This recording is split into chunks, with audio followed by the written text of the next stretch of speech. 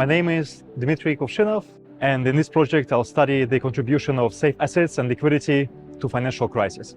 I grew up in the 90s in Russia, where we had many crises: the collapse of the Soviet Union, collapse of the currency, hyperinflation, banking crisis, sovereign default, all in about the space of 7 years.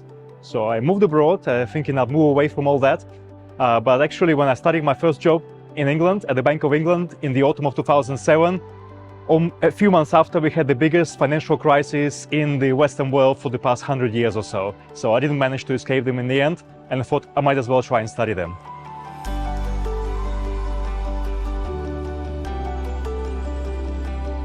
Studying financial crises is very important because crises are very costly and they're also very regular.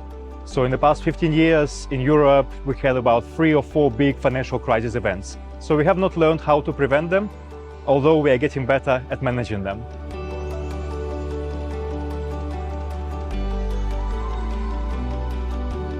In my project, I'm going to focus on the role of a specific type of asset in crisis, a safe and liquid asset. What I mean by this, a safe asset is the one that keeps their value, even in bad states of the world, and a liquid asset is the one that's easy to sell. There are some reasons to believe that these assets might actually be very important when it comes to crisis events. This is because the very role of the financial system is to provide safety and liquidity for the real economy. So you can imagine when this role breaks down, we are very likely to have a crisis. But up to this point, nobody has documented systematically whether we have too much of this safety and liquidity before a crisis and whether it evaporates during a crisis.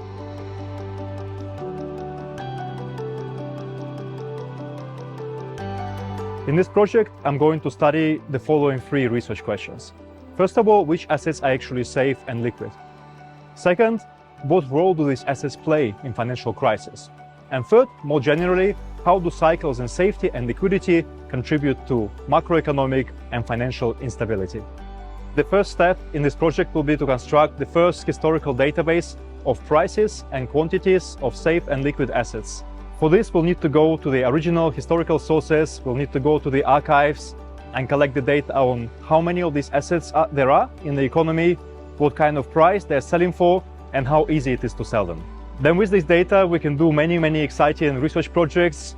For example, we are planning to study who demands and supplies safety in the economy and how it's related to real outcomes, the role of the cycles in liquidity and safety in crisis events, and then what determines the prices and the liquidity of these securities in the first place. I hope that this research will help us better understand crises, help us prevent them and manage them, and make sure that future generations don't have to suffer as much from these events.